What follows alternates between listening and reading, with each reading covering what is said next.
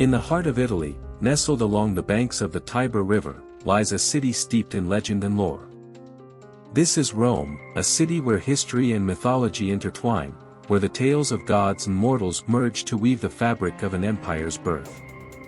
According to legend, the story of Rome begins not with a king or a conqueror, but with a tale of twins, a she-wolf, and a destiny foretold by the gods. This story, passed down through generations, speaks of Romulus and Remus, sons of Mars, the god of war, and Rhea Silvia, a Vestal virgin. Cast into the Tiber by a fearful king, the twins were cradled not by the river's wrath but by its compassion. Here, on the banks of this ancient river, the destiny of Rome was set into motion.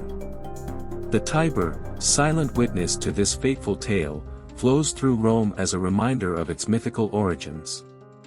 As the twins grew, nurtured by the she-wolf and raised by a shepherd, their divine heritage and mortal struggle would lay the foundation for a city destined to become the heart of an empire. But, as with all legends, the line between myth and history is as elusive as the mists of time. In this series, we journey back to these ancient times, unraveling the tapestry of Rome's legendary past, exploring the stories that built an empire, and discovering how myth shaped the very essence of Roman identity. In a tale as old as Rome itself, our story takes us to the banks of the Tiber, where destiny unfolds under the watchful eyes of the gods. Here, in the tranquility of the Roman countryside, a remarkable discovery is made. Meet Faustulus, a simple shepherd, whose fate entwines with that of two infants, Romulus and Remus. Abandoned and left to the mercy of the elements, their cries echo through the wilderness, a sign of life amidst desolation. But these are no ordinary infants. As destiny would have it, they are under the care of a she-wolf. In a scene that has captivated the imagination for centuries, the she-wolf, a symbol of strength and nurturing, becomes their protector and mother. In this serene and wild setting, the she-wolf nurtures Romulus and Remus. It is a moment frozen in time, a testament to the intertwining of human and divine, where myth and reality blur.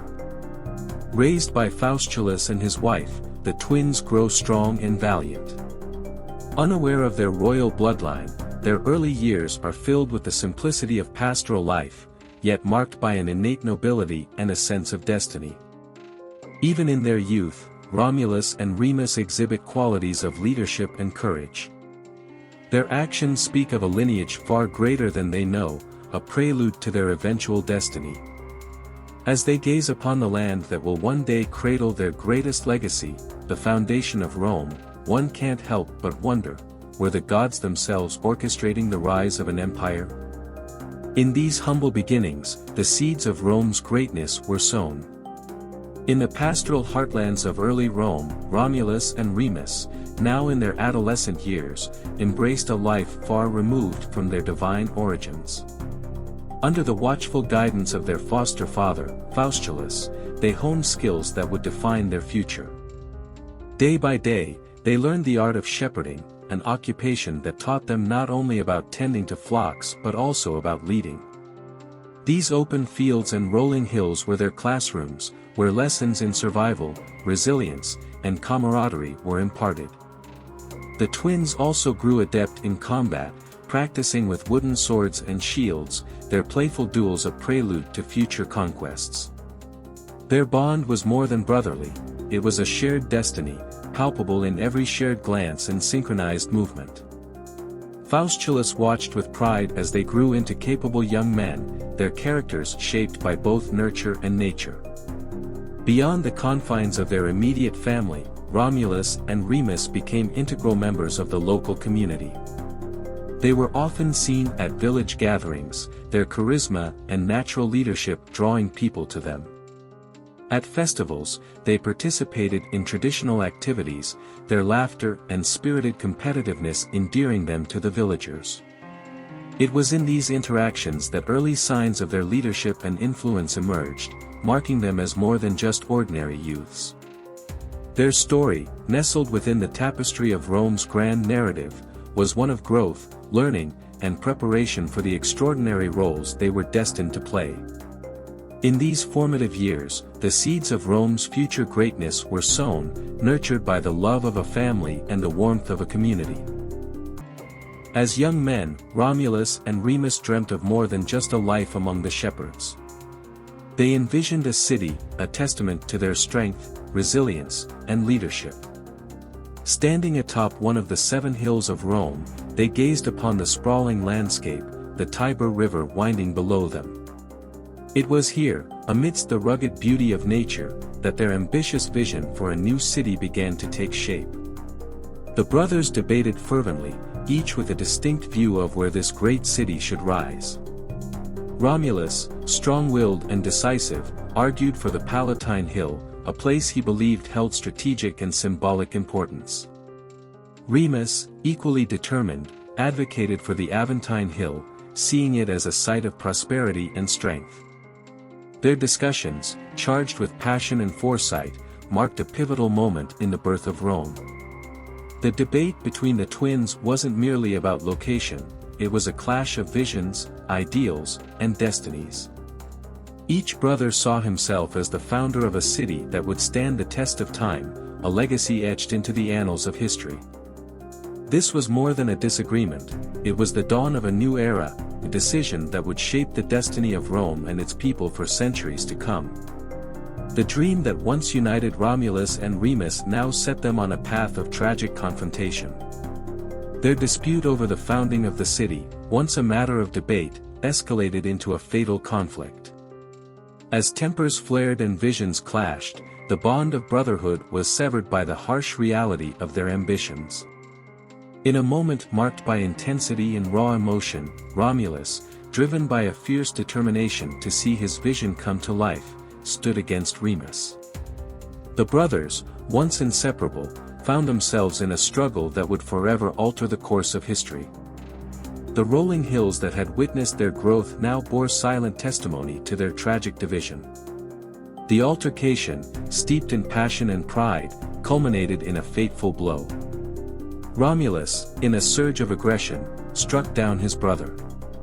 This act, a defining moment in the annals of Rome, was not just the end of Remus but the birth of a city destined for greatness. In the aftermath, Romulus stood alone, a figure of sorrow and resolve. The weight of his actions lay heavy upon him, as he looked upon the early structures of what would become Rome. The joy of realization was tinged with the sorrow of loss. In that solemn moment, he understood the solitary burden of leadership he now carried. Romulus' reign began in the shadow of this fraternal conflict, marking the bittersweet inception of Rome, a city born from a dream, yet scarred by the tragedy of its founding. With the tragic conflict behind him, Romulus took upon himself the task of fulfilling the vision he and his brother once shared. He chose the Palatine Hill, a place of strategic importance and natural beauty, as the site for his new city. Standing upon this hill, he performed a ritual of great significance, tracing the boundaries of what would become Rome. Romulus, with a plow in hand, carved a sacred furrow around the Palatine Hill. This act was more than a mere physical demarcation, it was a symbolic gesture, marking the birth of a city in the beginning of an era. The furrow represented the city's sacred boundary, an unbreakable line that defined Rome both physically and spiritually. As the city began to take shape, its early structures were simple yet full of promise. Small huts and buildings dotted the landscape, each a testament to the resilience and determination of its people. These humble beginnings stood in stark contrast to the grandeur that Rome would eventually achieve. The city, in its infancy, was a canvas upon which centuries of history, triumph, and tragedy would be painted. The birth of Rome was not just the creation of a new city, it was the inception of a civilization that would come to redefine the world. Under the rule of Romulus, Rome began its journey from a modest settlement to an empire that would leave an indelible mark on history. Following the founding of Rome, Romulus, now the first king, embarked on the formidable task of building and governing a city. His rule was characterized by a mix of innovation and tradition, as he laid down the foundations of what would become the Roman way of life. Romulus' reign was marked by a series of bold and sometimes controversial decisions. He implemented policies to populate the new city, inviting exiles, refugees, and others seeking a new start. This open invitation, though pragmatic, led to a population imbalance, with a notable shortage of women. In a move that would leave a lasting and contentious mark on Roman history, Romulus devised a plan to ensure the future of his city. During a grand festival, Roman men, under his command, abducted women from the neighboring Sabine tribe. This event, known as the Rape of the Sabine Women, was a turning point in early Roman society. It led to wars and eventual reconciliation, but more importantly, it laid the groundwork for the city's social and political structure. Despite these tumultuous events, Romulus' rule was also a time of building and organizing. He established religious and social structures, laid out laws, and formed the Roman Senate, creating a legacy that would influence the Roman Empire for centuries. His leadership, though imperfect, was instrumental in setting Rome on its path to greatness.